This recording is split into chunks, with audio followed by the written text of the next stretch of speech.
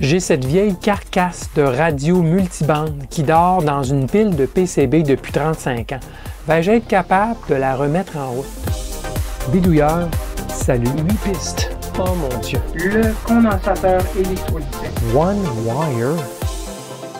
Bidouilleuse, bidouilleur, salut. Voici mon premier récepteur VHF. Oui, c'est avec cette carcasse de radio portative, telle qu'elle, que j'ai fait ma première écoute de la bande radio VHF avant de devenir radioamateur. On parle ici de circa 1983. C'était une radio, je crois, là, AM, FM, ondes courtes et VHF. Je ne me souviens même pas dans quelles circonstances je l'ai obtenue, mais c'est certain que je l'ai eu gratuitement. À l'époque, la seule bande qui m'intéressait sur cette radio était la bande VHF, donc de 110 à 170 MHz, qui me permettrait d'écouter la police, la météo ou les postes répéteurs radioamateurs. Du haut de mon adolescence et avec un peu de connaissances, j'avais réussi à l'époque à faire fonctionner cette radio. Par la suite, étant devenu radioamateur, je me suis procuré une radio VHF portable ainsi qu'un scanner et j'ai lancé cette carcasse dans une boîte de PCB de récupération. Bien, nous voici en 2018 et j'ai envie de voir si je peux la remettre en route. Je ne me rappelle aucunement des branchements requis, de la sélection des bandes sur les boutons ici, ni de où connecter une antenne. Et je n'ai aucune documentation de l'appareil, ni marque, ni modèle. C'est une boîte noire finalement. Ce sera donc un peu comme une réparation. Je vous invite donc à me suivre dans cette petite aventure. Je vais y aller une étape à la fois, en faisant de l'observation pour figurer tout cela. C'est l'intérêt principal de cette vidéo, de vous montrer la démarche. Alors voilà la plaquette en question. Récepteur AM, FM, bande VHF, donc dans les 130, 150, 160 MHz. Il y avait peut-être aussi une bande onde courte, je ne sais trop. Il y a 4 sélections de bandes. Alors, je ne me rappelle pas. Mais moi, de toute façon, l'intérêt que j'avais, c'était la bande VHF. Je voulais écouter les postes répéteurs radio-amateurs avant que je devienne radio-amateur, pendant que j'étudiais toujours. C'est ça que j'ai utilisé. Donc, je n'ai pas mémoire quelle était la bande. Probablement aussi que ce serait la bande, donc peut-être AM, FM, puis la bande VHF serait la dernière sélection, vu que c'est plus haut en fréquence. Il devait y avoir aussi des échelles sur la fenêtre. J'en ai aucune idée. Ça ici, de mémoire, c'est l'interrupteur d'alimentation. Alors ensuite de ça, il devait y avoir volume, tonalité, puis l'autre, aucune idée. Peut-être grave et aigu, je ne saurais vous le dire. C'est une petite radio portative quand même. Mais je l'ai fait fonctionner. Donc, on verra bien. Là, on pourra monter les contrôles à mi-chemin puis voir lequel fait le bon travail. Et ça, c'est si on réussit à faire fonctionner. Alors, première étape, observation de la plaquette. Ce que j'ai fait, j'ai redressé, j'ai tassé beaucoup de composants qui avaient été écrasés puisque cette plaquette a été empilée avec des dizaines d'autres plaquettes dans une boîte de carton. Par exemple, ici, la bobine, vous voyez, elle était complètement couchée. Vous voyez qu'elle n'est plus tout à fait concentrée, qu'il y a à peu près la moitié qui est un peu croche là, par rapport à la partie du bas. Elle était complètement couchée contre la plaquette. Alors, je l'ai redressée et puis j'ai collé les spires ensemble du mieux que je peux. Puis ça devrait aller. Il y avait des condensateurs électrolytiques aussi, dont les broches se touchaient l'une contre l'autre. Bon, alors j'ai relevé des composants, des résistances, comme c'est un montage de résistance à la verticale, vous voyez, il y a beaucoup de résistance, là, comme ça ici. D'ailleurs, il y en avait qui étaient couchés puis qui touchaient sur, voici l'espèce de cage métallique ici, du transformateur de fréquence intermédiaire. Donc j'ai écarté les résistances pour être sûr qu'il n'y a pas de contact. Donc j'ai pris le temps d'analyser le circuit comme il faut, des fois même regarder le côté pour voir s'il n'y a pas des broches qui se toucheraient l'une avec l'autre sur des composants. Donc, je crois avoir fait un bon travail. C'est la première chose à faire avant de penser même mettre l'alimentation là-dessus. Alors, ça, c'est travail numéro 1. Ensuite, la première chose que je chercherais, c'est l'alimentation. Où sont les fils d'alimentation? Bon, premièrement, on a ici un fil rouge et un fil noir.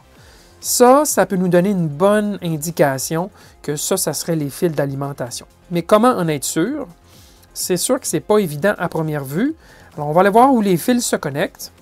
Et ce qu'on s'aperçoit tout de suite, c'est que le fil rouge qui est ici, il passe à travers la plaquette et il vient ici, il va sur une piste qui fait carrément le tour de la radio. OK? Il s'en va partout, partout. On revient ici, et ainsi de suite. Continue. Vous voyez, ça s'en va partout. Alors ça, clairement, ça ressemble à l'alimentation principale qui est distribuée partout sur la radio. OK? Alors, la façon de nous convaincre que ça serait l'alimentation positive, c'est de trouver un condensateur électrolytique sur cette alimentation. Et si je suis effectivement la piste principale sur laquelle le fil rouge est connecté, je trouve ça ici. Et c'est un condensateur électrolytique. Et en effet, les signes plus que vous voyez près, là, ben, ils sont du côté de la piste épaisse, qui font le tour partout. Et c'est un gros condensateur de 100 microfarad. Et si on continue à regarder, en voici un autre juste ici sur le coin, qui touche en effet aussi à cette piste qui fait tout le tour partout. Et si on regarde de ce côté ici, on trouve en effet que le côté ici, c'est très visible, ce n'est pas le côté négatif, c'est le côté positif et c'est soudé sur les îlots larges, donc les pistes larges. Et le côté négatif est soudé de l'autre côté. Donc, il est fort à parier que ces gros condensateurs sont du filtrage d'alimentation et que, en effet, le fil rouge, c'est l'alimentation. Et le fil noir, fort probablement l'alimentation négative. OK? Alors déjà, on a trouvé nos alimentations. Ici, l'alimentation négative, je dois le dire, par contre, un petit peu partout, même si on regarde les condensateurs, ça se trouve être un petit peu plus petit. C'est des pistes plus petites, mais elles s'en vont quand même à beaucoup d'endroits. Ce qui nous fait penser, ce qui nous fait croire que c'est en effet la piste négative d'alimentation. Et on peut en suivre et on va voir que ça se distribue aussi à bien des endroits, mais moins évident que la grosse piste large qui va partout.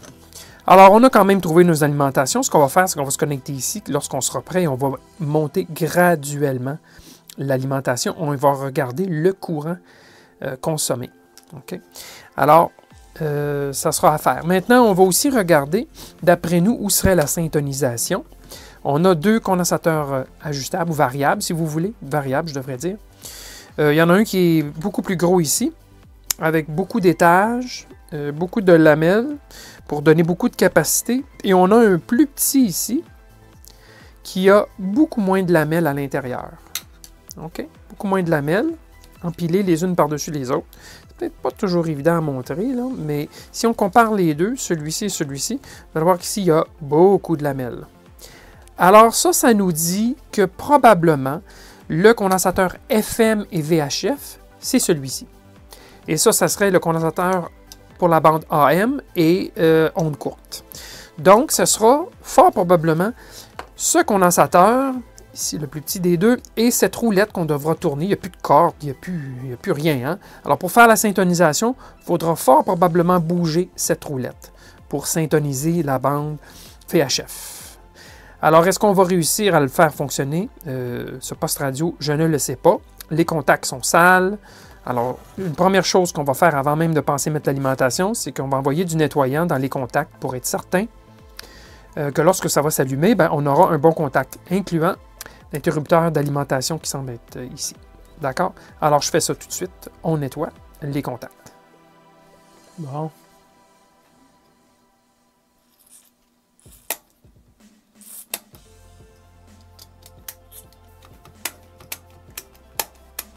Bon, ça c'est fait, il me reste juste l'interrupteur ici d'alimentation.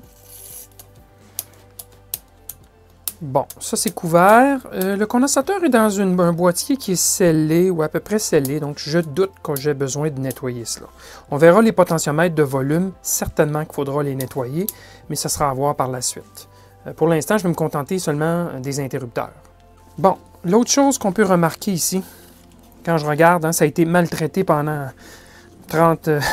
au moins 35 ans, c'est qu'il manque... Ça ici, c'est l'étage audio. Vraisemblablement, c'est l'étage audio.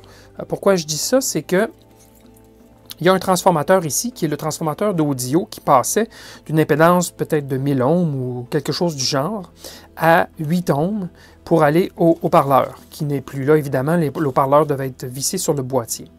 Ce qu'on constate, c'est qu'il manque les 2 transistors de sortie en push-pull. Vous voyez, il y a des broches ici, 3 trous, et il y a des broches ici, 3 broches, et ça a été coupé à ras la plaque. Donc, visiblement, l'ampli audio a été neutralisé, a été désactivé.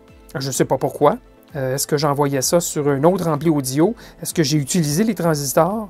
Je n'en ai aucune idée. Mais clairement, il va falloir se brancher avec un ampli externe parce qu'il est clair qu'on n'aura pas d'audio sortant de cet ampli-là, puisque les 2 transistors en sortie ont été retirés. Donc, il faudra que je trouve un point de réception audio là, à un niveau ligne pour pouvoir amplifier ça. Alors ça sera à voir. Bon, sinon, on devine bien que les bobines ici qui sont plus petites, vous voyez, il y a seulement 2 spires. Ici, il y en a 4 spires coulées dans la cire. On devine que c'est ces bobines-là qui vont faire résonner les circuits VHF et FM, puisque le nombre de spires est limité. Et ici, il y a des bobines avec à peu près le même nombre de spires. En fait, c'est pas vrai. Regardez, il y a une bobine avec beaucoup de spires ici. Et c'est cette bobine-ci qui sert pour la bande EMA, certainement, avec des dizaines de spires. Alors, l'autre inconnu que je n'ai pas, c'est où vais-je brancher une antenne sur cette plaquette. Il va vraiment falloir analyser pour trouver où brancher une antenne pour faire de la réception. Alors, je vois des fils ici, mais on voit que les fils ont été carrément coupés. Ils ont été détachés. Je ne sais trop s'ils étaient connectés sur la plaquette directement ou ailleurs dans le circuit, mais ils ont été arrachés. Alors, il faudra voir, peut-être qu'on va avoir de la difficulté à faire quoi que ce soit avec cela. Alors, on va essayer de faire le moins de dommages possible. Il y en a déjà assez comme ça. Alors, je crois qu'on est prêt à mettre l'alimentation. Ce qu'on constate aussi, c'est que le condensateur ici, sur l'alimentation, c'est un condensateur 100 microfarad. Ici, 100 microfarad, 10 volts. Alors, c'est clair qu'on ne montera pas à 12 volts. C'est peut-être une radio qui fonctionnait à 6 volts ou 7 volts, 7,5 volts, ou quelque chose du genre. Puis l'autre, regardez, l'autre, il est 10 volts aussi. Donc, l'alimentation de cette radio-là, c'est une alimentation peut-être à 4 piles C ou quelque chose du genre. Donc, 6 volts, 7 volts. On n'ira pas plus haut que ça. La radio devrait fonctionner simplement avec ce genre de tension-là. C'est toutes des choses qu'il faut remarquer avant d'aller trop vite pour ne pas faire de dommages à la radio, tout simplement. Alors là, je vais l'allumer. On va voir s'il y a un court-circuit. On va regarder le courant qui circule lorsque je monte la tension graduellement sur le bloc d'alimentation. Alors voici, j'ai branché sur le fil rouge et noir, j'ai branché un bloc d'alimentation, ici variable, et je n'ai pas de contrôle de courant dessus, mais on va monitorer le courant au fur et à mesure que je monte la tension, et la tension sera affichée ici sur le multimètre pour être certain qu'il n'y a pas de risque. Et on va monter graduellement la tension. Alors, je monte graduellement la tension, comme je vous dis. Vous allez voir la tension ici. Et je me suis mis en mode courant ici avec pleine échelle 75 mA. Donc, en bas, là, 15, 30, 45, 60, 75. J'espère que c'est assez clair. Alors, je monte graduellement la tension. Et qu'est-ce que je constate? C'est qu'il n'y a pas de courant. Voyez-vous, l'aiguille ne monte pas. Alors, ce que ça me dit, c'est que l'interrupteur est probablement fermé. Alors, je vais redescendre la tension à 0. Je vais allumer l'interrupteur sur la radio. Voilà, c'est fait, le petit interrupteur rouge. Et là, je vais monter à nouveau en regardant la tension. Voyez-vous, on commence à avoir une lecture. Je suis à 3 volts, 4 volts. Voyez-vous, le courant n'est pas élevé. Donc, on sait qu'on n'a pas un court-circuit. Je suis à 5 volts, 5 volts, 6 volts, 7. On va aller peut-être jusqu'à 8, mais on n'ira pas plus loin, là. 8 volts et on a 15 mA. Donc, c'est bon signe. Voyez-vous, ici, c'est 15 mA. Donc, ce n'est pas beaucoup. C'est une radio à pile, donc on peut s'attendre à ce que ça ne soit pas énorme, le courant. Mais clairement, ici, il n'y a pas de court-circuit. Alors, déjà, on a un bon signe, et à 15 mA, je doute fort qu'il y a quelque chose qui surchauffe. OK? Donc, ça, c'est bon signe. Bien, c'est bon signe dans le sens qu'on ne sait pas si le circuit fonctionne encore, mais à tout le moins, on sait qu'il n'y a pas de risque que ça nous, en tout cas avec 15 mA, là, que ça nous pète en pleine face. Bon, bien là, on va passer à l'étape suivante. Alors oui, l'étape suivante, c'est d'écouter. On va sonder avec une sonde audio. C'est simplement un amplificateur audio, comme je vous ai déjà montré dans le passé. Et puis, une espèce de sonde. Il y a un condensateur céramique là, de 100 nanofarad en série pour être sûr que le CC ne vienne pas déranger l'ampli ou l'ampli ne vienne pas déranger le circuit. Mais sinon, c'est vraiment un ampli audio ordinaire. Puis, je vais me prendre une petite masse ici. Et puis, parce qu'habituellement, oui, ces boîtiers là, de transformateurs FI sont habituellement mis à la masse. Alors, on peut sonder à gauche, à droite. Toutes les résistances, on peut y toucher. Bon, ici, on n'entend rien. Hop, ici, on entend un petit quelque chose. Oh oh! Ça ressemble à du bruit de radio, ça. Radio FM.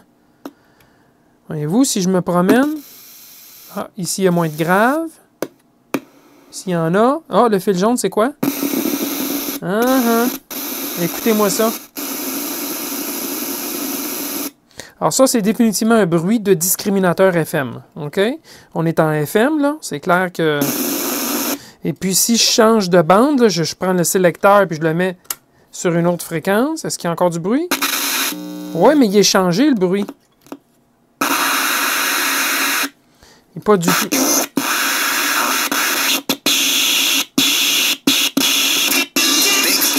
Oh! Weekend starting Thursday night. Shopc.ca. Today. Le point est obtenu jusqu'à 25, 60 ou 150 $. Ah ben, c'est la bande FM. Regardez donc ça, si c'est drôle. Alors, j'ai entendu la bande FM, ce que je soupçonnais. Il n'y a pas d'antenne de branchée présentement, mais les stations FM, c'est tellement fort là, que vous avez entendu comme moi. Et puis, c'est la FM. Alors, je présume que ça ici, encore une fois, ça devait être probablement AM, onde courte, FM et VHF. Alors, je pense que ma théorie du VHF ici, elle est bonne. Alors, je retourne là. J'y étais tantôt, en premier. Et puis, je me reprends une masse. Et là, je vais retoucher ce point ici. Et je vais tourner.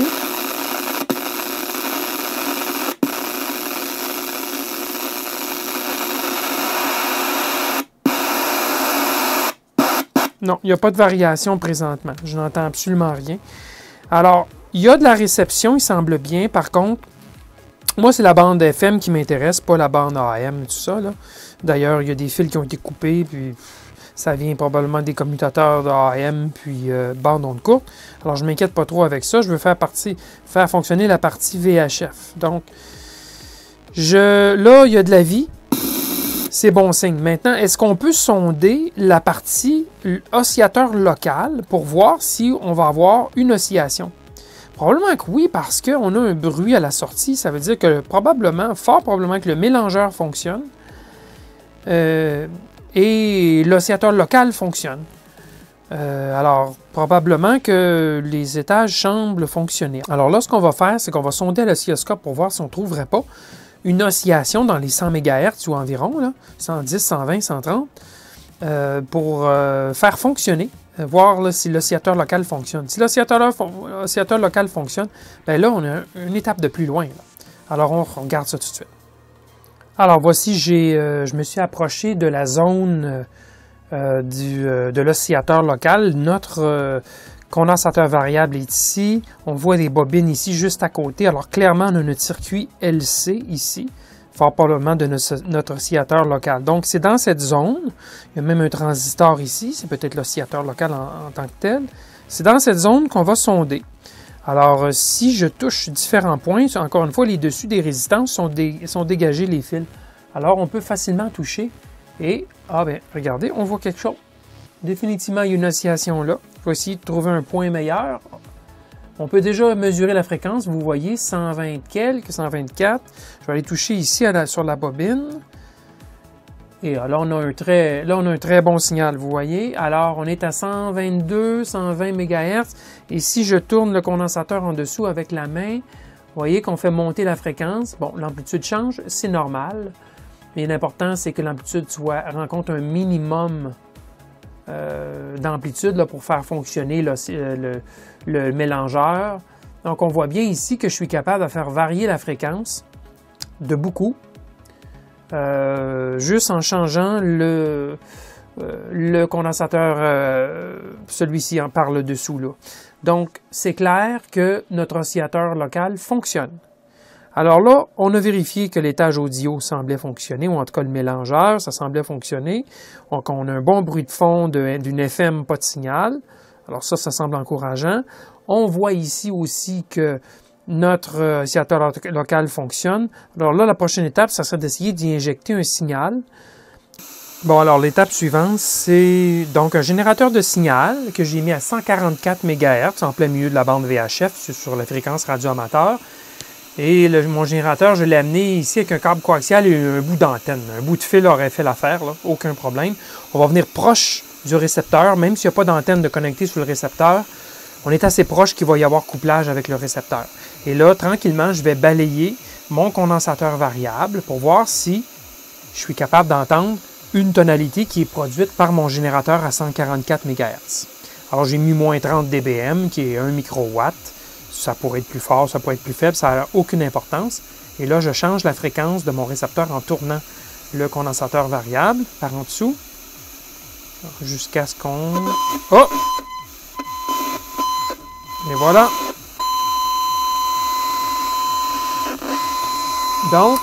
Donc, le récepteur semble fonctionner. Après 35 ans, sans l'avoir utilisé, l'avoir massacré, j'ai redressé les composants et ça marche. Je suis bien surpris, bien content en même temps. C'est mes débuts de radio, j'avais 16 ans environ lorsque j'ai utilisé cette radio-là.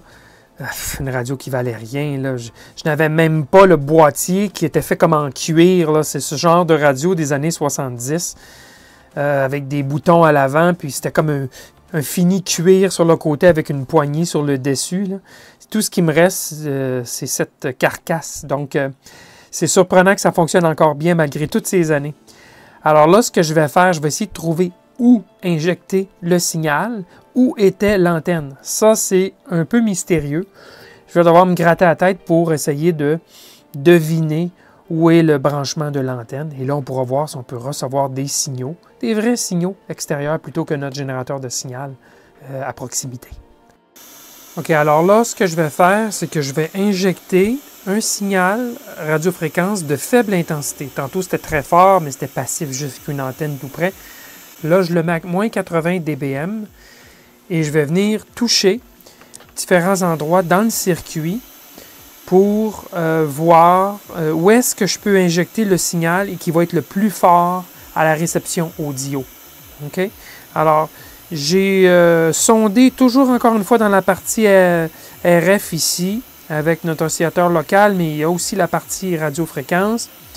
Et tranquillement, je me suis dit, regardez, il y a une boule de soudure ici. Si j'injecte, est-ce que je peux entendre? Hop, oui. Il est là, mais pas très fort. On va voir si on peut trouver un endroit plus fort.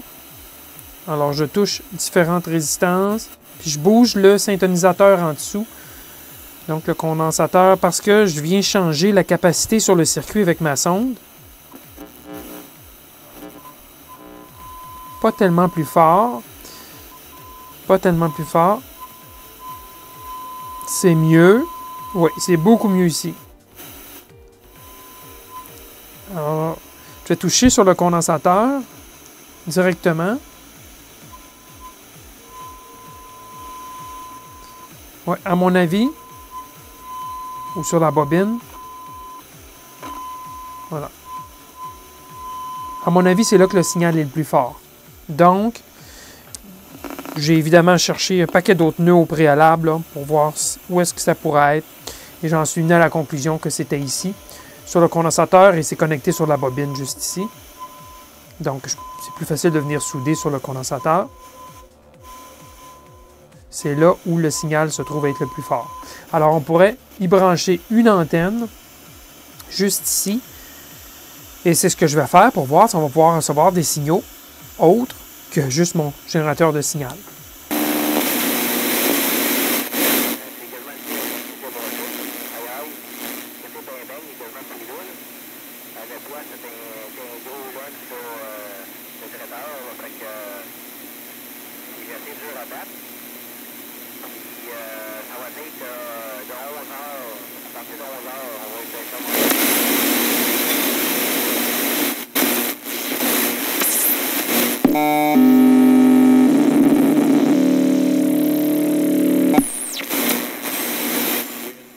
Southeast, 4 kilometers per hour. This is Weather Radio Canada, station CZN 626, Ottawa, Gatineau, broadcasting on 162.550 MHz. Ici Radio Météo Canada, station CZN 626, Ottawa, Gatineau, diffusant sur 162,5 par Environnement Canada.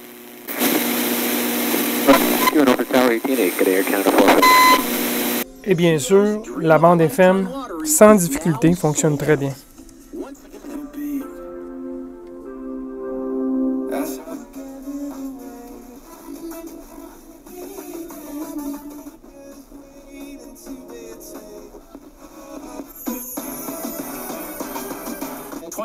Civic LX. I'll make a Facebook post. I'll do my job. Bridge is busy headed into Ottawa. She tried. Pourquoi? Pour montrer qu'on existait, parce que je pense que le gouvernement s'est dit que ça passerait, qu'il n'y aurait pas de réaction. Bon, cette vidéo s'allonge suffisamment comme cela. J'ai tiré un plaisir fou à réveiller cette petite carcasse, cette vieille carcasse, même si ce n'est visiblement pas un bon récepteur. Ça m'a remémoré beaucoup de bons souvenirs.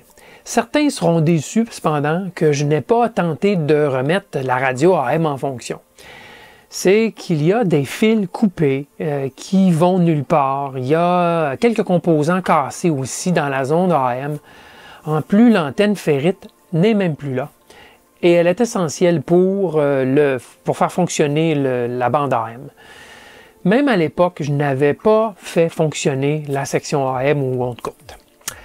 J'avais d'autres récepteurs qui le faisaient beaucoup mieux que cette radio très simple.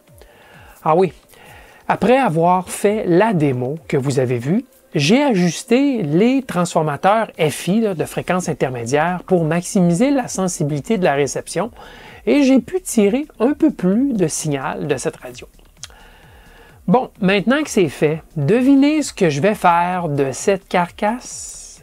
Eh oui, elle va retourner garnir la boîte de PCB de surplus d'où elle est venue. On se reverra peut-être dans 35 ans. Merci, à la prochaine!